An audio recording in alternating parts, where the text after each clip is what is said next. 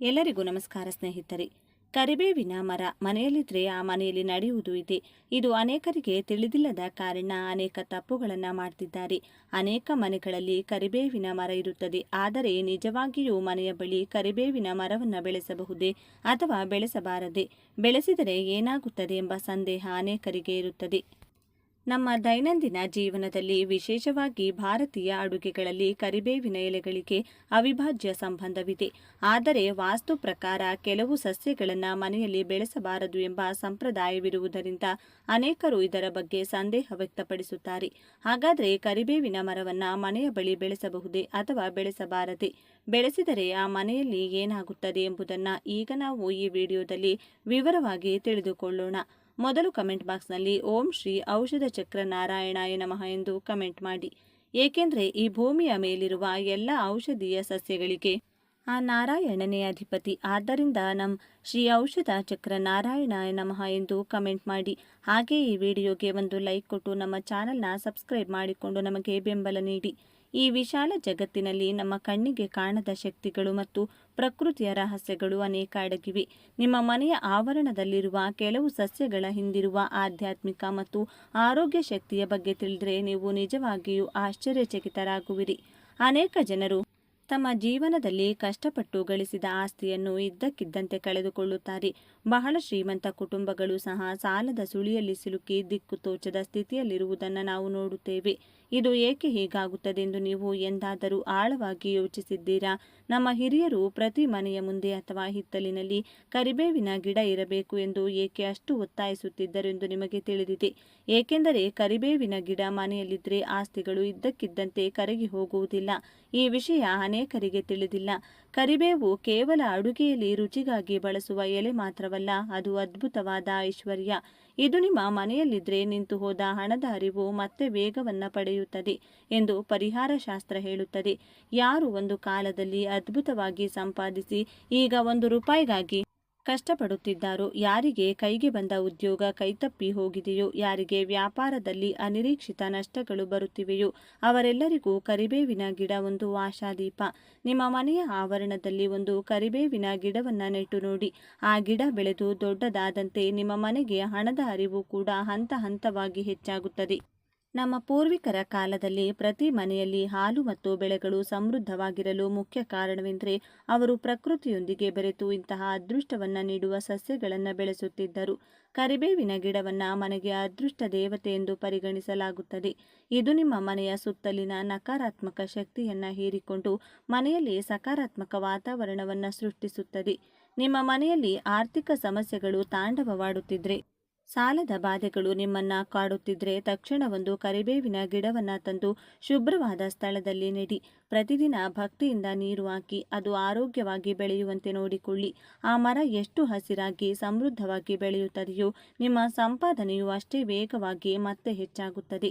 ಇದು ನಮ್ಮ ಪೂರ್ವಜರು ಅನುಭವದಿಂದ ತಿಳಿದುಕೊಂಡ ಸತ್ಯ. ಆದರೆ ಕೇವಲ ಆಧ್ಯಾತ್ಮಿಕವಾಗಿ ಮಾತ್ರವಲ್ಲದೆ ಆರೋಗ್ಯದ ದೃಷ್ಟಿಯಿಂದಲೂ ಕರಿಬೇವಿನ ಎಲೆಗಳು ಮಾಡುವ ಪ್ರಯೋಜನಗಳನ್ನು ತಿಳಿದರೆ ನೀವು ಖಂಡಿತವಾಗಿಯೂ ಆಶ್ಚರ್ಯಪಡುತ್ತೀರಿ. ಏಕೆಂದರೆ ನಾವು ಪ್ರತಿದಿನದ ಆಹಾರದಲ್ಲಿ ಇದನ್ನು ತೆಗೆದುಹಾಕಿ ಎಷ್ಟು ದೊಡ್ಡ ತಪ್ಪು ಮಾಡ್ತಿದ್ದೇವೆ ಎಂದು ಆಗ ಅರ್ಥವಾಗುತ್ತದೆ. ಪ್ರಸ್ತುತ ಕಾಲದಲ್ಲಿ ವಾಯು ಮಾಲಿನ್ಯ ಮತ್ತು ಹೊಸ ಹೊಸ ವೈರಸ್ಗಳು ಜಗತ್ತನ್ನು ಹೇಗೆ ನಡುಗಿಸುತ್ತೆ ಎಂದು ನಮಗೆಲ್ಲರಿಗೂ ತಿಳಿದಿದೆ. ಗಾಳಿಯ ಮೂಲಕ ಹರಡುವ ರೋಗಗಳು ನಮ್ಮ ಪ್ರಾಣಕ್ಕೆ ಅಪಾಯ ತರುತ್ತಿವೆ. ಇಂತಹ ಭಯಾನಕ ಸಮಯದಲ್ಲಿ ಕರಿಬೇವಿನ ಮರ ನಿಮ್ಮ ಮನೆಯಲ್ಲಿದ್ದರೆ ಅದು ರಕ್ಷಣಾ ಕವಚದಂತೆ ಕೆಲಸ ಮಾಡುತ್ತದೆ. ಕರಿಬೇವಿನ ಮರದಿಂದ ಬೀಸುವ ಗಾಳಿಯಲ್ಲಿರುವ ಅಣುಗಳು ವಾತಾವರಣದಲ್ಲಿರುವ ವಿಷಕಾರಿ ಅನಿಲಗಳನ್ನು ಶುದ್ಧೀಕರಿಸುವ ಅದ್ಭುತ ಶಕ್ತಿಯನ್ನು ಹೊಂದಿರುತ್ತವೆ. ಇದು ಗಾಳಿಯಲ್ಲಿರುವ ಹಾನಿಕಾರಕ ವೈರಸ್ಗಳು ಮತ್ತು ಬ್ಯಾಕ್ಟೀರಿಯಾಗಳನ್ನು ನಾಶಪಡಿಸಿ ನಿಮಗೆ ಶುದ್ಧ ಪ್ರಾಣವಾಯುವನ್ನು ಒದಗಿಸುತ್ತದೆ. ಮುಖ್ಯವಾಗಿ ನಿಮ್ಮ ಮನೆಯಲ್ಲಿ ಚಿಕ್ಕ ಮಕ್ಕಳು ಮತ್ತು ವೃದ್ಧರು ಇದ್ದರೆ ಈ ಮರ ನಿಮ್ಮ ಮನೆಯಲ್ಲಿರುವುದು ಕಡ್ಡಾಯ. ಏಕೆಂದರೆ ಅವರಲ್ಲಿ ರೋಗ ನಿರೋಧಕ ಶಕ್ತಿ ಕಡಿಮೆ ಇರುತ್ತದೆ. ಆದ್ದರಿಂದ ಹೊರಗಿನಿಂದ ಬರುವ ಸೋಂಕುಗಳು ಅವರನ್ನು ಬೇಗನೆ ಆಕ್ರಮಿಸುತ್ತದೆ. ಕರಿಬೇವಿನ ಮರ ಆ ವೈರಲ್ ಸೋಂಕುಗಳು ನಿಮ್ಮ ಮನೆಯ ಹತ್ತಿರಕ್ಕೂ ಬರದಂತೆ ತಡೆಯುತ್ತದೆ. ಅದಕ್ಕಾಗಿಯೇ ಪೂರ್ವ ಕಾಲದಲ್ಲಿ ಹಳ್ಳಿಗಳಲ್ಲಿ ಜ್ವರಗಳು ಹರಡಿದಾಗ ಕರಿಬೇವಿನ ತೋರಣಗಳನ್ನು ಕಟ್ಟುತ್ತಿದ್ದರು. ಗಾಳಿಯನ್ನು ಶುದ್ಧೀಕರಿಸುವ ಗುಣ ಕರಿಬೇವಿನ ಎಲೆಗಳಿಗೆ ಇರುವಷ್ಟು ಬೇರೆ ಯಾವುದೇ ಸಸ್ಯಕ್ಕೆ ಇಲ್ಲ ಎಂಬುದು ವೈಜ್ಞಾನಿಕವಾಗಿ ಸಾಬೀತಾದ ಸತ್ಯ. ನಮ್ಮ ಮಹರ್ಷಿಗಳು ಬಹಳಷ್ಟು ಸಂಶೋಧನೆ ಮಾಡಿ ವಾತಾವರಣ ಮಾಲಿನ್ಯ ಹೆಚ್ಚಿರುವ ಕಡೆ ಈ ಮರಗಳನ್ನು ನೆಡಲು ಹೇಳಿದರು. ಕೇವಲ ಕರಿಬೇವಿನ ಎಲೆಗಳು ಮಾತ್ರವಲ್ಲದೆ ನಿಮ್ಮ ಮನೆಯಲ್ಲಿ ತುಳಸಿ ಮತ್ತು ಆಲೋವೆರಾ ಸಸ್ಯಗಳು ಇದ್ರೆ ನಿಮ್ಮ ಮನೆ ಒಂದು ಸಣ್ಣ ಆಯುರ್ವೇದದ ಆಸ್ಪತ್ರೆಯಾಗಿ ಬದಲಾಗುತ್ತದೆ. ಕರಿಬೇವಿನ ಎಲೆಗಳಲ್ಲಿರುವ ಪೌಷ್ಟಿಕಾಂಶದ ಮೌಲ್ಯಗಳ ಬಗ್ಗೆ ಕೇಳಿದರೆ ನೀವು ಆಶ್ಚರ್ಯಚಕಿತರಾಗುತ್ತೀರಿ. ಇದರಲ್ಲಿ ಕ್ಯಾಲ್ಸಿಯಂ, ಕಬ್ಬಿಣ, ಚೋಲಿಕ್ ಮತ್ತು ಆಮ್ಲ ಮತ್ತು ವಿಟಮಿನ್ ಎ, ಬಿ, ಸಿ, ನಿಯಾಸಿನ್ನಂತಹ ಅಪಾರ ಪ್ರಮಾಣದ ಪೋಷಕಾಂಶಗಳಿವೆ. ನಾವು ಸಾವಿರಾರು ರೂಪಾಯಿಗಳನ್ನು ಖರ್ಚು ಮಾಡಿ ಖರೀದಿಸುವ ಮಲ್ಟಿವಿಟಮಿನ್ ಮಾತ್ರೆಗಳಿಗಿಂತ ಈ ಒಂದೇ ಎಲೆಯಲ್ಲಿ ಹೆಚ್ಚು ಶಕ್ತಿ ಇದೆ. ಆದರೆ ನಾವು ಇದನ್ನು ಅಡುಗೆಯಲ್ಲಿ ನೋಡಿದ ತಕ್ಷಣ ತೆಗೆದು ಪಕ್ಕಕ್ಕಿಡುತ್ತೇವೆ. ಇದು ನಮ್ಮ ಆರೋಗ್ಯದ ಬಗ್ಗೆ ನಾವು ತೋರಿಸುತ್ತಿರುವ ನಿರ್ಲಕ್ಷ್ಯಕ್ಕೆ ನಿದರ್ಶನ. ಕರಿಬೇವಿನ ಎಲೆಗಳನ್ನು ಹೇಗೆ ಸೇವಿಸಬೇಕು ಎಂದು ತಿಳಿಯದೆ ಅನೇಕ ಜನರು ಅದರ ಪ್ರಯೋಜನಗಳನ್ನು ಕಳೆದುಕೊಳ್ಳುತ್ತಿದ್ದಾರೆ. ಇದನ್ನು 5 ವಿಧಗಳಲ್ಲಿ ಬಳಸಿ ನಿಮ್ಮ ಆರೋಗ್ಯವನ್ನು ವಜ್ರದಂತೆ ಮಾಡಿಕೊಳ್ಳಬಹುದು. ಮೊದಲ ವಿಧಾನ, 2 ಚಮಚ ಕರಿಬೇವಿನ ಎಲೆಯ ರಸವನ್ನು ತೆಳುವಾದ ಮಜ್ಜಿಗೆಯಲ್ಲಿ ಬೆರೆಸಿ ಕುಡಿಯುವುದು. ಇದು ದೇಹದಲ್ಲಿನ ಅತಿಯಾದ ಶಾಖವನ್ನು ಕಡಿಮೆ ಮಾಡುತ್ತದೆ. ಬೇಸಿಗೆಯಲ್ಲಿ ಬರುವ ಸನ್ಸ್ಟ್ರೋಕ್ನಿಂದ ನಿಮ್ಮನ್ನು ರಕ್ಷಿಸುತ್ತದೆ. ಎರಡನೇ ವಿಧಾನ, ಪ್ರತಿದಿನ ಖಾಲಿ ಹೊಟ್ಟೆಗೆ ಬೆಳಿಗ್ಗೆ ಎದ್ದ ತಕ್ಷಣ 4 ತಾಜಾ ಎಲೆಗಳನ್ನು ನೇರವಾಗಿ ಅಗಿದು ನುಂಗುವುದು. ಇದರಿಂದ ನಿಮ್ಮ ಜೀರ್ಣಕ್ರಿಯೆ ಸುಧಾರಿಸುವುದಲ್ಲದೆ ರಕ್ತದಲ್ಲಿನ ತ್ಯಾಜ್ಯಗಳನ್ನು ಹೊರಹಾಕಲ್ಪಡುತ್ತವೆ. ಮೂರನೇ ವಿಧಾನ, ಕರಿಬೇವಿನ ಎಲೆಯ ಯಾರು ತೂಕ ಇಳಿಸಿಕೊಳ್ಳಲು ಬಯಸುತ್ತಾರೋ ಅವರು ಕರಿಬೇವಿನ ಎಲೆಗಳನ್ನು ನೀರಿನಲ್ಲಿ ಕುದಿಸಿ ಆ ಕಷಾಯವನ್ನು ಕುಡಿದರೆ ದೇಹದಲ್ಲಿನ ಕೊಬ್ಬು ಮಂಜುಗಡ್ಡೆಯಂತೆ ಕರಗಿ ಹೋಗುತ್ತದೆ. ನಾಲ್ಕನೇ ವಿಧಾನ, ಶುಂಠಿ ಮತ್ತು ನಿಂಬೆ ರಸದೊಂದಿಗೆ ಬೆರೆಸಿ ಜ್ಯೂಸ್ ರೂಪದಲ್ಲಿ ಸೇವಿಸುವುದು. ಇದು ದೇಹದ ರೋಗ ನಿರೋಧಕ ಶಕ್ತಿಯನ್ನು ಅತಿ ಹೆಚ್ಚಿಸುತ್ತದೆ. ಐದನೇ ವಿಧಾನ, ಕರಿಬೇವಿನ ಪುಡಿ. ಅನ್ನದ ಮೊದಲ ತುತ್ತಿನಲ್ಲಿ ಕರಿಬೇವಿನ ಪುಡಿಯನ್ನು ತುಪ್ಪದೊಂದಿಗೆ ಬೆರೆಸಿ ಸೇವಿಸಿದರೆ ಕಣ್ಣಿನ ದೃಷ್ಟಿ ಅದ್ಭುತವಾಗಿ ಸುಧಾರಿಸುತ್ತದೆ. ಪ್ರಸ್ತುತ ಕಾಲದಲ್ಲಿ ಸಾಫ್ಟ್ವೇರ್ ಉದ್ಯೋಗಿಗಳು ಮತ್ತು ವಿದ್ಯಾರ್ಥಿಗಳು ಗಂಟೆಗಟ್ಟಲೆ ಕಂಪ್ಯೂಟರ್ಗಳು ಮತ್ತು ಮೊಬೈಲ್ ಫೋನ್ಗಳ ಮುಂದೆ ಕುಳಿತಿರುತ್ತಾರೆ. ಇದರಿಂದ ಕಣ್ಣಿನ ನರಗಳು ತೀವ್ರ ಆಯಾಸಕ್ಕೆ ಒಳಗಾಗುತ್ತಿವೆ. ಚಿಕ್ಕ ವಯಸ್ಸಿನಲ್ಲಿಯೇ ಕನ್ನಡಕ ಬರುತ್ತದೆ. ಇಂಥವರು ತಾಜಾ ಕರಿಬೇವಿನ ಎಲೆಗಳನ್ನು ಕಣ್ಣುಗಳ ಮೇಲೆ ಇಟ್ಟುಕೊಂಡು ಸ್ವಲ್ಪ ಸಮಯ ವಿಶ್ರಾಂತಿ ತೆಗೆದುಕೊಂಡ್ರೆ ಕಣ್ಣಿನ ನರಗಳು ಉತ್ತೇಜಿತವಾಗುತ್ತವೆ. ಕರಿಬೇವಿನ ಎಲೆಗಳಲ್ಲಿರುವ ವಿಟಮಿನ್ ಎ ಕಣ್ಣಿನ ರೆಟಿನಾವನ್ನು ರಕ್ಷಿಸುತ್ತದೆ. ರಾತ್ರಿ ಕುರುಡುತನದಂತಹ ಸಮಸ್ಯೆಗಳನ್ನು ಸಹ ತಡೆಯುತ್ತದೆ. ಮತ್ತೊಂದು ಭಯಾನಕ ಸಮಸ್ಯೆ ಮೂಲವ್ಯಾಧಿ ಅಥವಾ ಪೈಲ್ಸ್. ಈ ಸಮಸ್ಯೆಯಿಂದ ಬಳಲುತ್ತಿರುವವರು ಅನುಭವಿಸುವ ಶಸ್ತ್ರಚಿಕಿತ್ಸೆ ಮಾಡಿಸಿಕೊಂಡರೂ ಮತ್ತೆ ಮತ್ತೆ ಬರುವ ಈ ಸಮಸ್ಯೆಗೆ ಕರಿಬೇವಿನ ಎಲೆಗಳಲ್ಲಿ ಪರಿಹಾರವಿದೆ. ಎಳೆಯ ಕರಿಬೇವಿನ ಎಲೆಗಳ ರಸವನ್ನು ಜೇನುತುಪ್ಪದೊಂದಿಗೆ ಬೆರೆಸಿ ಪ್ರತಿದಿನ ಸೇವಿಸಿದರೆ ಮೂಲವ್ಯಾಧಿ ಸಮಸ್ಯೆ ಮೂಲದಿಂದಲೇ ಕಡಿಮೆಯಾಗುತ್ತದೆ. ಇದು ನಿಮ್ಮ ಕರುಳಿನಲ್ಲಿರುವ ತ್ಯಾಜ್ಯವನ್ನು ಶುದ್ಧೀಕರಿಸಿ ಮಲಬದ್ಧತೆಯನ್ನು ನಿವಾರಿಸುತ್ತದೆ. ರಕ್ತಹೀನತೆ ಇಂದು ಬಹುಪಾಲು ಮಹಿಳೆಯರನ್ನು ಕಾಡುತ್ತಿರುವ ಪ್ರಮುಖ ಸಮಸ್ಯೆ. ಆಯಾಸ, ನಿಶ್ಶಕ್ತಿ, ಸಣ್ಣ ಕೆಲಸಕ್ಕೂ ಸುಸ್ತಾಗುವುದು. ಇದರ ಲಕ್ಷಣಗಳು. ಕರಿಬೇವಿನ ಎಲೆಗಳಲ್ಲಿರುವ ಕಬ್ಬಿಣ ಮತ್ತು ಚೋಲಿಕ್ ಆಮ್ಲವು ಕೆಂಪು ರಕ್ತ ಕಣಗಳ ಬೆಳವಣಿಗೆಗೆ ಸಹಾಯ ಮಾಡಿ ನಿಮ್ಮ ರಕ್ತವನ್ನು ಹೆಚ್ಚಿಸುತ್ತದೆ. ರಕ್ತಹೀನತೆಯಿಂದ ಬಳಲುತ್ತಿರುವವರು ಕೇವಲ 1 ತಿಂಗಳ ಕಾಲ ಕರಿಬೇವಿನ ಎಲೆಗಳನ್ನು ಯಾವುದಾದರೂ ರೂಪದಲ್ಲಿ ಸೇವಿಸುತ್ತಿದ್ದರೆ ಅದ್ಭುತ ಬದಲಾವಣೆಯನ್ನು ಗಮನಿಸುತ್ತೀರಾ. ಚರ್ಮದ ಸೌಂದರ್ಯದ ವಿಷಯದಲ್ಲಿಯೂ ಕರಿಬೇವಿನ ಎಲೆಗಳಿಗೆ ಸಾಟಿ ಇಲ್ಲ. ಮಾರುಕಟ್ಟೆಯಲ್ಲಿ ಸಿಗುವ ರಾಸಾಯನಿಕ ಕ್ರೀಮ್ಗಳಿಗಿಂತ ಕರಿಬೇವಿನ ಫೇಸ್ ಪ್ಯಾಕ್ ಅದ್ಭುತವಾಗಿ ಕೆಲಸ ಮಾಡುತ್ತದೆ. ಕರಿಬೇವಿನ ಎಲೆಗಳನ್ನು ನುಣ್ಣಗೆ ಅರಿದು ಮುಖಕ್ಕೆ ಹಚ್ಚಿದರೆ ಮೊಡವೆಗಳು ಮತ್ತು ಕಲೆಗಳು ಮಾಯವಾಗಿ ಚರ್ಮವು ಕಾಂತಿಯುತವಾಗುತ್ತದೆ. ಅದೇ ರೀತಿ ಕೂದಲು ಉದುರುವುದು ಈ ಪೀಳಿಗೆಯ ದೊಡ್ಡ ಸಮಸ್ಯೆ. ಕರಿಬೇವಿನ ಎಣ್ಣೆಯನ್ನು ಬಳಸಿದರೆ ಕೂದಲು ಉದುರುವುದು ನಿಲ್ಲುತ್ತದೆ ಮತ್ತು ಬಿಳಿ ಕೂದಲು ಮತ್ತೆ ಕಪ್ಪಾಗುವ ಸಾಧ್ಯತೆಯೂ ಇದೆ. ಕರಿಬೇವು ಎಲೆಗಳಲ್ಲಿರುವ ಆಂಟಿ ಆಕ್ಸಿಡೆಂಟ್ಗಳು ಕೂದಲಿನ ಬುಡವನ್ನು ಬಲಪಡಿಸುತ್ತವೆ. ಇನ್ನು ಸಕ್ಕರೆ ಕಾಯಿಲೆಯ ಬಗ್ಗೆ ಹೇಳಬೇಕಾಗಿಲ್ಲ. ಭಾರತವು ವಿಶ್ವದ ಸಕ್ಕರೆ ರಾಜಧಾನಿಯಾಗುತ್ತಿದೆ. ಈ ರೋಗ ಒಮ್ಮೆ ಬಂದರೆ ಜೀವನ ಪರ್ಯಂತ ಔಷಧಿಗಳನ್ನು ತೆಗೆದುಕೊಳ್ಳಬೇಕು ಎಂದು ಅನೇಕರು ಭಯಪಡುತ್ತಾರೆ. ಆದರೆ ಆಯುರ್ವೇದದ ಪ್ರಕಾರ ಕರಿಬೇವಿನ ಎಲೆಗಳು ಸಕ್ಕರೆ ಕಾಯಿಲೆ ಇರುವವರಿಗೆ ವರವಾಗಿದೆ. ಪ್ರತಿದಿನ ಬೆಳಗ್ಗೆ ಖಾಲಿ ಹೊಟ್ಟೆಯಲ್ಲಿ ಕರಿಬೇವಿನ ಎಲೆಗಳನ್ನು ಅಗೆಯುವುದರಿಂದ ರಕ್ತದಲ್ಲಿನ ಸಕ್ಕರೆ ಮಟ್ಟವು ಅದ್ಭುತವಾಗಿ ನಿಯಂತ್ರಣದಲ್ಲಿರುತ್ತದೆ. ಇದು ನಿಮ್ಮ ಮೇದೋಜೀರಕ ಗ್ರಂಥಿಯನ್ನು ಉತ್ತೇಜಿಸುತ್ತದೆ ಮತ್ತು ನೈಸರ್ಗಿಕವಾಗಿ ಇನ್ಸುಲಿನ್ ಉತ್ಪಾದನೆಯಾಗುವಂತೆ ಮಾಡುತ್ತದೆ. ನೀವು ಎಷ್ಟೇ ಸಂಪಾದಿಸಿದರೂ ಮನೆಯಲ್ಲಿ ಶಾಂತಿ ಇಲ್ಲದಿದ್ದರೆ ಆ ಸಂಪಾದನೆ ವ್ಯರ್ಥ. ಕರಿಬೇವಿನ ಎಲೆಗಳು ನಿಮ್ಮ ಮೆದುಳನ್ನು ಶಾಂತವಾಗಿಡಲು ಸಹ ಸಹಾಯ ಮಾಡುತ್ತದೆ. ಇದು ಮಾನಸಿಕ ಒತ್ತಡ ಮತ್ತು ಆತಂಕವನ್ನು ಕಡಿಮೆ ಮಾಡುತ್ತದೆ. ಕರಿಬೇವಿನ ಎಲೆಗಳ ವಾಸನೆಯನ್ನು ಉಸಿರಾಡುವುದರಿಂದ ಮೆದುಳಿನ ನರಗಳು ವಿಶ್ರಾಂತಿಯನ್ನು ಪಡೆಯುತ್ತವೆ. ಅದಕ್ಕಾಗಿಯೇ ಇದನ್ನು ಸುಗಂಧಭರಿತ ಸಸ್ಯ ಎಂದು ಕರೆಯಲಾಗುತ್ತದೆ. ಯಾವ ಮನೆಯಲ್ಲಿ ಹಸಿರು ಕರಿಬೇವಿನ ಗಿಡ ಸಮೃದ್ಧವಾಗಿ ಬೆಳೆಯುತ್ತದೆಯೋ ಆ ಮನೆಯಲ್ಲಿ ಸಂಪತ್ತಿಗೆ ಎಂದಿಗೂ ಕೊರತೆ ಇರುವುದಿಲ್ಲ.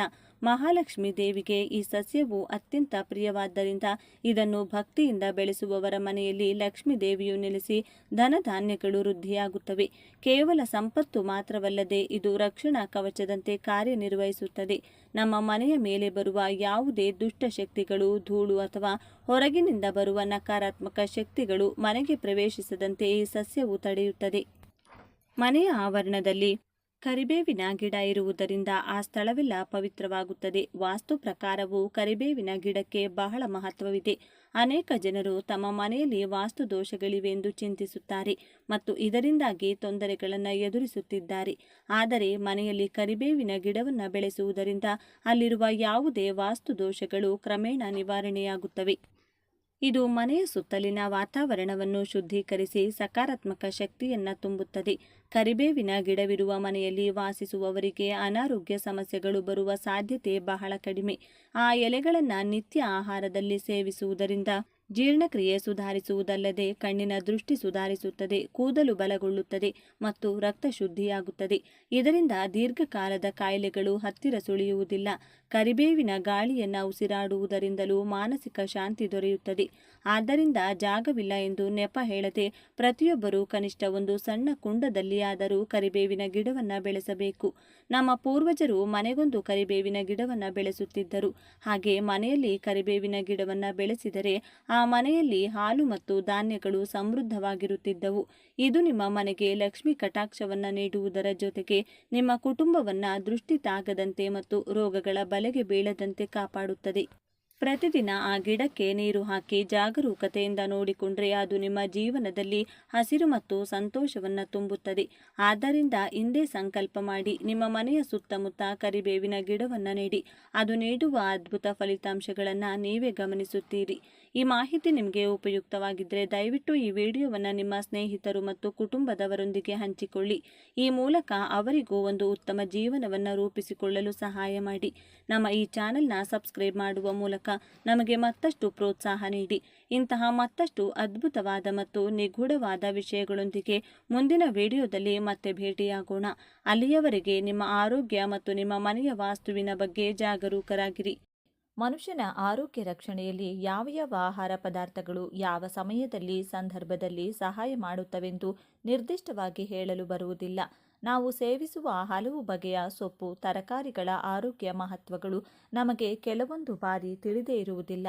ಅಂತಹ ಗುಂಪಿಗೆ ಚಿರಪರಿಚಿತ ಇಂದಿನ ಚರ್ಚೆಯ ಬಸಳೆ ಸೊಪ್ಪು. ಮನೆಯ ಮುಂಭಾಗದ ಒಂದು ಕುಂಡದಲ್ಲಿ ಬಳ್ಳಿಯಂತೆ ಬೆಳೆದು ಪಕ್ಕದಲ್ಲೇ ಇರುವ ಯಾವುದಾದರೂ ಒಂದು ಮರಕ್ಕೆ ಸುರುಳಿ ಆಕಾರದಲ್ಲಿ ಹಬ್ಬಿ ಮನೆಯ ಅಂದವನ್ನು ಹೆಚ್ಚಿಸುವ ಬಸಳೆ ಸೊಪ್ಪಿನ ಬಳ್ಳಿ ಮನೆಮಂದಿಯ ಆರೋಗ್ಯ ರಕ್ಷಣೆಯಲ್ಲಿ ತನ್ನದೇ ಆದ ರೀತಿಯಲ್ಲಿ ನೆರವಿಗೆ ಬರುತ್ತದೆ. ಇದನ್ನು ಹಳ್ಳಿಗಾಡಿನಲ್ಲಿ ಬಚ್ಚಲೆ ಸೊಪ್ಪು ಎಂದು ಸಹ ಕರೆಯುತ್ತಾರೆ. ಇಂದು ನಾವು ಮಾತನಾಡಲಿರುವ ಬಸಳೆ ಸೊಪ್ಪು ಕೂಡ ಅಂಥದ್ದೇ ಒಂದು ಆಹಾರ. ಬಹುತೇಕ ಜನ ಬಸಳೆ ಸೊಪ್ಪನ್ನು ಸಾಮಾನ್ಯ ಸೊಪ್ಪು ಅಂತ ಅಲ್ಪವಾಗಿ ನೋಡುತ್ತಾರೆ. ಆದರೆ ಸತ್ಯ ಏನಂದರೆ ಬಸಳೆ ಸೊಪ್ಪು ಸರಿಯಾಗಿ ಬಳಸಿದರೆ ಔಷಧಿಯಂತೆ ಕೆಲಸ ಮಾಡುವ ಆಹಾರ. ಈ ವಿಡಿಯೋದಲ್ಲಿ ನಾನು ಬಸಳೆ ಸೊಪ್ಪಿನ ಬಗ್ಗೆ ಆಳವಾದ ಮತ್ತು ಸ್ಪಷ್ಟವಾದ ವಿವರಣೆ ಕೊಡ್ತೀನಿ. ಹಾಗಾಗಿ ದಯವಿಟ್ಟು ವಿಡಿಯೋವನ್ನು ಕೊನೆವರೆಗೂ ಗಮನದಿಂದ ನೋಡಿ. ಆದರೆ ಅದಕ್ಕೂ ಮುಂಚೆ ನೀವಿನ್ನೂ ನಮ್ಮ ಚಾನಲ್ನ ಸಬ್ಸ್ಕ್ರೈಬ್ ಮಾಡ್ಕೊಂಡಿಲ್ಲ ಅಂದರೆ ಖಂಡಿತ ಈಗಲೇ ಸಬ್ಸ್ಕ್ರೈಬ್ ಮಾಡ್ಕೊಳ್ಳಿ. ಹಾಗೆ ಈ ವಿಡಿಯೋ ಇಷ್ಟ ಆದರೆ ಮರೆಯದೆ ಒಂದು ಲೈಕ್ ಕೊಡಿ. ಹೆಚ್ಚಾಗಿ ನಮ್ಮ ಭಾರತದಲ್ಲಿ ಕಂಡುಬರುವ ಈ ಸಸ್ಯ ಪಕ್ಕದ China, Ceylon, Malaysia, Africa, America ಮತ್ತು ಬ್ರೆಜಿಲ್ ದೇಶಗಳಲ್ಲಿ ಸಹ ಬೆಳವಣಿಗೆ ಹೊಂದಿರುವುದನ್ನು ಕಾಣಬಹುದು. ಇದೊಂದು ಸದಾಕಾಲ ಹಚ್ಚ ಹಸಿರಿನಿಂದ ಕಂಗೊಳಿಸುವ ಬಳ್ಳಿಯಾಗಿದ್ದು ಸುಮಾರು 9 ಮೀಟರ್ ಎತ್ತರ ಬೆಳೆಯಬಲ್ಲದು. ಬಸಳೆ ಬಳ್ಳಿಯ ಎಲೆಗಳು ನೋಡಲು ವೀಳ್ಯದೆಲೆಗಳಂತೆ ಇದ್ದು 3 ರಿಂದ 9 ಸೆಂಟಿಮೀಟರ್ ಅಗಲ ಹೊಂದಿರುತ್ತವೆ. ಬಸಳೆ ಸೊಪ್ಪು ತನ್ನಲ್ಲಿರುವ ಹಲವಾರು ಬಗೆಯ ಪೌಷ್ಟಿಕ ಸತ್ವಗಳಿಂದ ಮನುಷ್ಯನ ಆರೋಗ್ಯಕ್ಕೆ ಬಹಳಷ್ಟು ಬಗೆಯಲ್ಲಿ ಸಹಕಾರಿ ಎಂದು ತಿಳಿದು ಬಂದಿದೆ. ಬೇರೆಲ್ಲ ಹಸಿರು ಎಲೆ ತರಕಾರಿಗಳನ್ನು ಮೀರಿಸುವಂಥ ಸತ್ವಗಳು ಬಸಳೆ ಸೊಪ್ಪಿನಲ್ಲಡಗಿವೆ. ಇದರಲ್ಲಿ ಕಡಿಮೆ ಕ್ಯಾಲೋರಿ ಅಂಶವಿದ್ದು vitamin A, vitamin C, vitamin B nine, ಕಬ್ಬಿಣ, ಕ್ಯಾಲ್ಸಿಯಂ, ತಾಮ್ರ, ಮೆಗ್ನೀಷಿಯಂ, ಫಾಸ್ಫರಸ್, ಪೊಟ್ಯಾಷಿಯಂ ಮತ್ತು ಇನ್ನಿತರ ಖನಿಜಾಂಶಗಳು ಸೇರಿವೆ. ಜೊತೆಗೆ ಲ್ಯೂಟಿನ್ ಮತ್ತು ಬೀಟಾ ಕೆರೋಟಿನ್ ಎಂಬ 2 ಆಂಟಿ ಆಕ್ಸಿಡೆಂಟ್ಗಳು ಸಹ ಇವೆ. ಬಾಯಿಯಲ್ಲಿ ಉಂಟಾಗುವ ಹುಣ್ಣಿನಿಂದ ಹಿಡಿದು ಸರ್ವರೋಗಕ್ಕೂ ಮದ್ದು ಎಂಬ ಖ್ಯಾತಿ ಬಸಳೆ ಸೊಪ್ಪಿಗಿದೆ. ಬಹಳ ಹಿಂದಿನಿಂದಲೂ ನಮ್ಮ ಹಿರಿಯರು ಬಸಳೆ ಸೊಪ್ಪನ್ನು ತಮ್ಮ ದಿನನಿತ್ಯ ಮಾಡುವ ಅಡುಗೆ ಪದಾರ್ಥಗಳಲ್ಲಿ ಬಳಸುತ್ತಾ ಬಂದಿದ್ದಾರೆ. ಈ ವಿಡಿಯೋದಲ್ಲಿ ಮನುಷ್ಯನಿಗೆ ಬಸಳೆ ಸೊಪ್ಪಿನ ಸೇವನೆಯಿಂದ ಉಂಟಾಗುವ ಕೆಲವು ಆರೋಗ್ಯ ಪ್ರಯೋಜನಗಳನ್ನು ವಿವರಿಸಲಾಗಿದೆ. ಮೊದಲನೆಯದಾಗಿ ಬಸಳೆ ಸೊಪ್ಪು ಅಂದರೆ ಏನು ಅಂತ ತಿಳ್ಕೊಳ್ಳೋಣ. ಬಸಳೆ ಸೊಪ್ಪು ಅಂದರೆ ಇದು ಬಳ್ಳಿ ರೂಪದಲ್ಲಿ ಬೆಳೆಯುವಂತಹ ಒಂದು ಹಸಿರು ಸಸ್ಯ. ಇಂಗ್ಲಿಷ್ನಲ್ಲಿ ಇದನ್ನು ಮಲ್ಬಾರ್ ಸ್ಪಿನಾಚ್ ಅಂತ ಕರೀತಾರೆ. ಇದು ಸಾಮಾನ್ಯ ಪಾಲಕ್ ಸೊಪ್ಪಿನಂತೆ ಕಾಣಿಸಿಕೊಂಡರೂ ಇದು ಬೇರೆ ಸಸ್ಯ. ಇದರ ಎಲೆಗಳು ದಪ್ಪವಾಗಿರುತ್ತವೆ, ಸ್ವಲ್ಪ ಜಾರುವ ಸ್ವಭಾವ ಇರುತ್ತದೆ, ಬೇಯಿಸಿದಾಗ ಮೃದುವಾಗಿ ಕರಗುತ್ತದೆ. ನಮ್ಮ ಹಳ್ಳಿಗಳಲ್ಲಿ ಹಿಂದೆ ಈ ಸೊಪ್ಪು ಬಹುತೇಕ ಎಲ್ಲ ಮನೆಗಳಲ್ಲೂ ಇರುತ್ತಿತ್ತು. ಯಾಕಂದರೆ ಇದನ್ನು ಬೆಳೆಯಲು ಹೆಚ್ಚು ಹಣ ಬೇಕಾಗಿಲ್ಲ, ಹೆಚ್ಚು ಕಾಳಜಿ ಬೇಡ, ಬೇಗ ಬೆಳೆಯುತ್ತದೆ. ಅದಕ್ಕೆ ನಮ್ಮ ಹಿರಿಯರು ಇದನ್ನು ಬಡವರ ಪಾಲಿನ ಆರೋಗ್ಯ ಆಹಾರ ಅಂತ ಕರೀತಾ ಇದ್ರು. ಇನ್ನು ಬಸಳೆ ಸೊಪ್ಪಿನಲ್ಲಿ 2 ವಿಧಾನ ಇದೆ, ಹಸಿರು ಬಸಳೆ ಮತ್ತು ಕೆಂಪು ಬಸಳೆ. ಹಸಿರು ಬಸಳೆ ಸೊಪ್ಪಿನ ಬಗ್ಗೆ ನೋಡೋದಾದರೆ ಈ ವಿಧದ ಬಸಳೆ ಸೊಪ್ಪಿನ ಎಲೆಗಳು ಸಂಪೂರ್ಣ ಹಸಿರಾಗಿರುತ್ತವೆ. ಇದನ್ನು ಅಡುಗೆಗೆ ಹೆಚ್ಚಾಗಿ ಬಳಸುತ್ತಾರೆ. ಹಸಿರು ಬಸಳೆ ರುಚಿಯಲ್ಲಿ ಮೃದುವಾಗಿರುತ್ತದೆ, ಮಕ್ಕಳಿಗೂ ಸುಲಭವಾಗಿ ಜೀರ್ಣವಾಗುತ್ತದೆ, ಸಾಂಬಾರ್, ಪಲ್ಯ, ಸಾರುಗಳಿಗೆ ಸೂಕ್ತವಾಗಿರುತ್ತದೆ. ಇನ್ನು ಕೆಂಪು ಬಸಳೆ ಕಾಂಡ ಮತ್ತು ದಂಡ ಸ್ವಲ್ಪ ಕೆಂಪು ಬಣ್ಣದಲ್ಲಿರುತ್ತದೆ. ಇನ್ನು ಕೆಂಪು ಬಸಳೆ ಔಷಧೀಯ ಗುಣ ಹೆಚ್ಚು ಹೊಂದಿರುತ್ತದೆ, ರಕ್ತ ಶುದ್ಧೀಕರಣಕ್ಕೆ ಉತ್ತಮವಾಗಿದೆ. ಆಯುರ್ವೇದದಲ್ಲಿ ಇದನ್ನು ಹೆಚ್ಚು ಬಳಸುತ್ತಾರೆ. ಈ 2 ಬಸಳೆ ಸೊಪ್ಪುಗಳು ಕೂಡ ಆರೋಗ್ಯಕ್ಕೆ ಒಳ್ಳೆಯದು. ಆದರೆ ಔಷಧೀಯವಾಗಿ ನೋಡಿದರೆ ಕೆಂಪು ಬಸಳೆ ಹೆಚ್ಚು ಶಕ್ತಿಶಾಲಿ. ಇನ್ನು ಬಸಳೆ ಸೊಪ್ಪಿನ ಪೋಷಕಾಂಶಗಳನ್ನು ಸರಳವಾಗಿ ಅರ್ಥ ಮಾಡಿಕೊಳ್ಳೋಣ. ಬಸಳೆ ಸೊಪ್ಪಿನಲ್ಲಿ ಐರನ್ ಅಂದರೆ ಕಬ್ಬಿಣಾಂಶ ಹೆಚ್ಚಾಗಿರುತ್ತದೆ. ಇದು ನಮ್ಮ ರಕ್ತಕ್ಕೆ ಅಗತ್ಯ. ದೇಹದಲ್ಲಿ ರಕ್ತ ಕಡಿಮೆ ಇದ್ದರೆ ದೌರ್ಬಲ್ಯ, ತಲೆ ಸುತ್ತು, ಆಯಾಸ ಬರುತ್ತದೆ. ಬಸಳೆ ಸೊಪ್ಪು ಈ ಸಮಸ್ಯೆ ಕಡಿಮೆ ಮಾಡಲು ಸಹಾಯ ಮಾಡುತ್ತದೆ. ಇನ್ನು ಇದರಲ್ಲಿ ಕ್ಯಾಲ್ಸಿಯಂ ಇರುತ್ತದೆ. ಎಲುಬುಗಳು ಬಲವಾಗಿರಲು ಇದು ಅಗತ್ಯ. ಹೆಣ್ಣು ಮಕ್ಕಳು ಮತ್ತು ಹಿರಿಯರಿಗೆ ಇದು ಬಹಳ ಮುಖ್ಯ. ಮೂರನೆಯದು ಫೈಬರ್. ಜೀರ್ಣಕ್ರಿಯೆ ಸರಿಯಾಗಿ ನಡೆಯಲು ಫೈಬರ್ ಬೇಕು. ಬಸಳೆ ಸೊಪ್ಪು ಹೊಟ್ಟೆ ಸಮಸ್ಯೆಯನ್ನು ಕಡಿಮೆ ಮಾಡುತ್ತದೆ. ನಾಲ್ಕನೆಯದು ವಿಟಮಿನ್ ಎ. ಕಣ್ಣುಗಳ ಆರೋಗ್ಯಕ್ಕೆ ಇದು ಬೇಕು. ದೃಷ್ಟಿ ಶಕ್ತಿ ಕಾಪಾಡಲು ಇದು ಸಹಾಯ ಮಾಡುತ್ತದೆ. ಐದನೆಯದು ವಿಟಮಿನ್ ಸಿ. ದೇಹದ ರೋಗ ನಿರೋಧಕ ಶಕ್ತಿ ಹೆಚ್ಚು ಮಾಡೋಕೆ ಇದು ಸಹಾಯ ಮಾಡುತ್ತದೆ. ಇವೆಲ್ಲದರ ಜೊತೆಗೆ ಈ ಸೊಪ್ಪಿನಲ್ಲಿ ಕ್ಯಾಲೋರಿ ತುಂಬ ಕಡಿಮೆ ಅಂದರೆ ತೂಕ ಹೆಚ್ಚಾದರೆ ಆರೋಗ್ಯವನ್ನು ಪಡೆದುಕೊಳ್ಳಬಹುದು. ಇನ್ನು ದೇಹದ ಒಳಗೆ ಬಸಳೆ ಸೊಪ್ಪು ಹೇಗೆ ಕೆಲಸ ಮಾಡುತ್ತದೆ ಅಂತ ನೋಡೋಣ. ಬಸಳೆ ಸೊಪ್ಪು ತಿಂದಾಗ ಇದು ನೇರವಾಗಿ ಒಂದೇ ಅಂಗಕ್ಕೆ ಕೆಲಸ ಮಾಡುವುದಿಲ್ಲ. ಇದು ದೇಹದ ಒಳಗೆ ಹಂತ ಹಂತವಾಗಿ ಕೆಲಸ ಮಾಡುತ್ತದೆ. ಮೊದಲು ಜೀರ್ಣಕ್ರಿಯೆ ಸುಧಾರಿಸುತ್ತದೆ, ನಂತರ ರಕ್ತ ಶುದ್ಧವಾಗುತ್ತದೆ, ಅದಾದ ಮೇಲೆ ದೇಹಕ್ಕೆ ಶಕ್ತಿ ಬರುತ್ತದೆ. ಅದರ ಪರಿಣಾಮ ದಣಿವು ಕಡಿಮೆ, ಮನಸ್ಸು ಹಗುರ, ದೇಹ ಚುರುಕು. ಅದಕ್ಕೆ ಬಸಳೆ ಸೊಪ್ಪು ಒಟ್ಟಾರೆ ದೇಹ ಆರೋಗ್ಯಕ್ಕೆ ಸಹಾಯ ಮಾಡುವ ಆಹಾರ. ಇನ್ನು ಮಹಿಳೆಯರಿಗೆ ಬಸಳೆ ಸೊಪ್ಪು ಯಾಕೆ ಮುಖ್ಯ ಅಂತ ನೋಡೋಣ. ಈ ಭಾಗವನ್ನು ನಿಧಾನವಾಗಿ ಕೇಳಿಸಿಕೊಳ್ಳಿ. ಮಹಿಳೆಯರ ದೇಹದಲ್ಲಿ ಹಾರ್ಮೋನ್ ಬದಲಾವಣೆಗಳು ಹೆಚ್ಚಾಗುತ್ತಿರುತ್ತವೆ. ಮಾಸಿಕ ಸಮಯದಲ್ಲಿ ಹೆಚ್ಚು ರಕ್ತಹಾನಿ, ದೌರ್ಬಲ್ಯ, ನೋವು. ಈ ಸಮಯದಲ್ಲಿ ಬಸಳೆ ಸೊಪ್ಪು ರಕ್ತವನ್ನು ಹೆಚ್ಚಿಸಲು ಸಹಾಯ ಮಾಡುತ್ತದೆ, ದೇಹಕ್ಕೆ ಶಕ್ತಿ ಕೊಡುತ್ತದೆ, ಹೊಟ್ಟೆ ನೋವನ್ನು ಸ್ವಲ್ಪ ಮಟ್ಟಿಗೆ ಕಡಿಮೆ ಮಾಡುತ್ತದೆ. ಮೊನಪಾಸ್ ಸಮಯದಲ್ಲಿ ತಲೆನೋವು, ನಿದ್ರೆಯ ಸಮಸ್ಯೆ, ಮನಸ್ಸಿನ ಅಸ್ಥಿರತೆ ಇರುತ್ತದೆ. ಇವೆಲ್ಲದಕ್ಕೂ ಬಸಳೆ ಸೊಪ್ಪು ಶೀತಲ ಗುಣದಿಂದ ಸಹಾಯ ಮಾಡುತ್ತದೆ. ಅದಕ್ಕೆ ಮಹಿಳೆಯರಿಗೆ ಬಸಳೆ ಸೊಪ್ಪು ಆಹಾರ ಮಾತ್ರವಲ್ಲ, ಸಹಾಯಗಾರ ಕೂಡ. ಇನ್ನು ಮಕ್ಕಳಿಗೆ ಬಸಳೆ ಸೊಪ್ಪು ಹೇಗೆ ಕೊಡಬೇಕು? ಮಕ್ಕಳಿಗೆ ನೇರವಾಗಿ ಪಲ್ಯ ಕೊಡೋದಕ್ಕಿಂತ ಸಾರು ಅಥವಾ ದಾಲ್ ರೂಪದಲ್ಲಿ ಕೊಟ್ಟರೆ ಒಳ್ಳೆಯದು. ಇದರಿಂದ ಮಕ್ಕಳ ಎಲುಬು ಬೆಳವಣಿಗೆಯಾಗುತ್ತದೆ, ರೋಗ ನಿರೋಧಕ ಶಕ್ತಿ ಹೆಚ್ಚಾಗುತ್ತದೆ, ಜೀರ್ಣಕ್ರಿಯೆ ಸುಧಾರಿಸುತ್ತದೆ.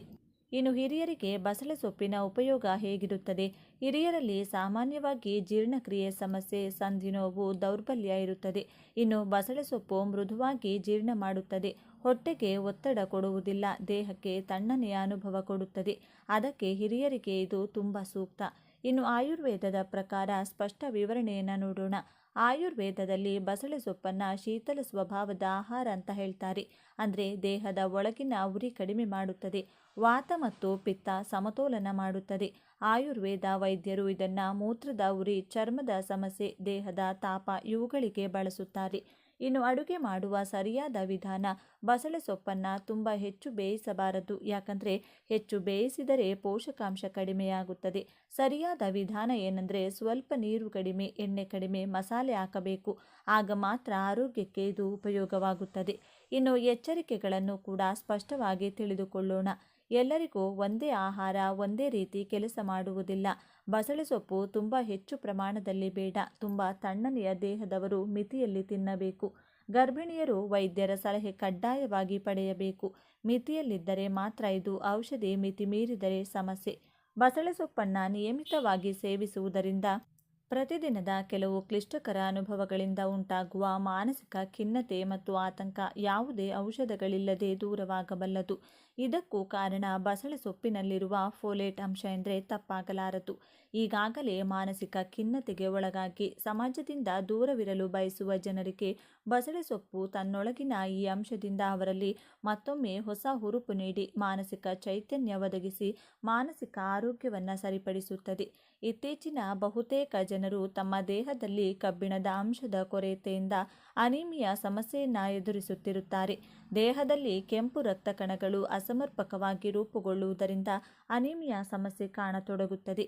ಬಸಳೆ ಸೊಪ್ಪಿನಲ್ಲಿರುವ ಫೋಲೇಟ್ ಅಂಶ ದೇಹದಲ್ಲಿ ಆಹಾರ ಸೇವನೆ ಮಾಡಿದಾಗ ಲಭ್ಯವಾಗುವ ವಿಟಮಿನ್ B12 ಅಂಶವನ್ನು ಸರಿಯಾಗಿ ಹೀರಿಕೊಳ್ಳುವಂತೆ ಮಾಡಿ ಅಮೈನೋ ಆಮ್ಲಗಳನ್ನು ಒದಗಿಸುವ ಮೂಲಕ ಮೆದುಳಿನ ಕಾರ್ಯಚಟುವಟಿಕೆಯನ್ನು ಉತ್ತಮಗೊಳಿಸುತ್ತದೆ. ಮನುಷ್ಯನ ದೇಹದಲ್ಲಿ ಕಬ್ಬಿಣದ ಅಂಶದ ಕೊರತೆ ಉಂಟಾದರೆ ಹಲವಾರು ಆರೋಗ್ಯ ಸಮಸ್ಯೆಗಳು ಎದುರಾಗುತ್ತವೆ. ಇದರಿಂದ ದೇಹದಲ್ಲಿ ಕಡಿಮೆ ಪ್ರಮಾಣದ ಹಿಮೋಗ್ಲೋಬಿನ್ ಉಂಟಾಗಿ ಸರಿಯಾದ ಪ್ರಮಾಣದ ಆಮ್ಲಜನಕ ದೇಹದ ಎಲ್ಲ ಕೋಶಗಳಿಗೆ ಪೂರೈಕೆಯಾಗಲು ಸಾಧ್ಯವಾಗುವುದಿಲ್ಲ. ಇದರಿಂದ ಮಾನಸಿಕ ತೊಂದರೆ, ದೇಹದಲ್ಲಿ ನಿಶ್ಶಕ್ತಿ ಸಮಸ್ಯೆಗಳು ಹೆಚ್ಚಾಗುತ್ತವೆ. ಮಕ್ಕಳು ಮತ್ತು ಮಹಿಳೆಯರಿಗೆ ಹೆಚ್ಚು ತೊಂದರೆ ಕಾಣಿಸುವ ಸಾಧ್ಯತೆ ಇರುತ್ತದೆ. ಆದರೆ ಹಿರಿಯರು ಹೇಳುವಂತೆ ಬಸಳೆ ಸೊಪ್ಪಿನಲ್ಲಿ ಈ ಎಲ್ಲ ಸಮಸ್ಯೆಗಳಿಗೆ ಸುಲಭವಾಗಿ ಪರಿಹಾರ ಸಿಗುತ್ತದೆ. ಇದುವರೆಗೂ ನೀವು ಓದಿದ್ದು ಬಸಳೆ ಸೊಪ್ಪಿನ ಕೆಲವು ಆರೋಗ್ಯ ಉಪಯೋಗಗಳನ್ನು ಮಾತ್ರ. ಇನ್ನೂ ಹಲವಾರು ಪ್ರಯೋಜನಗಳು ಬಸಳೆ ಸೊಪ್ಪಿನ ಬತ್ತಳಿಕೆಯಲ್ಲಿವೆ. ಮಾರುಕಟ್ಟೆಯಲ್ಲಿ ಇದರ ಲಭ್ಯತೆ ಕಡಿಮೆ ಇರುವ ಕಾರಣದಿಂದ ಎಲ್ಲಿಯಾದರೂ ನಿಮ್ಮ ಪರಿಚಯದವರ ಅಥವಾ ಬಂಧು ಬಾಂಧವರ ಮನೆಯಲ್ಲಿ ಈ ಬಳ್ಳಿಯ ತುಂಡನ್ನು ಕೇಳಿ ಪಡೆದು ನಿಮ್ಮ ಮನೆಯ ಹೂಕುಂಡದಲ್ಲೇ ಬೆಳೆಸಿ ನಿಮ್ಮ ಮನೆ ಮಂದಿಯ ಆರೋಗ್ಯ ರಕ್ಷಣೆಯಲ್ಲಿ ಕೈಜೋಡಿಸಿ ಎಂಬುದು ನಮ್ಮ ಒಂದು ಪುಟ್ಟ ಮನವಿ. ಕೊನೆ ಮಾತು: ಬಸಳೆ ಸೊಪ್ಪು ನಮ್ಮ ಹಳ್ಳಿಯ ಹಿತ್ತಲಿನಿಂದ ನಮ್ಮ ದೇಹದ ಒಳಗೆ ಕೆಲಸ ಮಾಡುವ ಒಂದು ಔಷಧಿ. ಇದನ್ನು ನಿರ್ಲಕ್ಷ್ಯ ಮಾಡದೆ ನಮ್ಮ ಆಹಾರದಲ್ಲಿ ಸೇರಿಸಿಕೊಂಡ್ರೆ ದೇಹವೇ ನಮಗೆ ಧನ್ಯವಾದ ಹೇಳುತ್ತದೆ. ಈ ವಿಡಿಯೋ ಇಷ್ಟ ಆದರೆ ಲೈಕ್ ಮಾಡಿ, ಶೇರ್ ಮಾಡಿ. ಇಂಥ ಹೆಚ್ಚಿನ ಉತ್ತಮ ಮಾಹಿತಿಗಳಿಗಾಗಿ ತಪ್ಪದೆ ನಮ್ಮ ಚಾನಲ್ನ ಸಬ್ಸ್ಕ್ರೈಬ್ ಮಾಡ್ಕೊಳ್ಳಿ. ನಾಳೆ ಮತ್ತೊಂದು ವಿಡಿಯೋದೊಂದಿಗೆ ಪುನಃ ಭೇಟಿಯಾಗೋಣ. ಧನ್ಯವಾದಗಳು.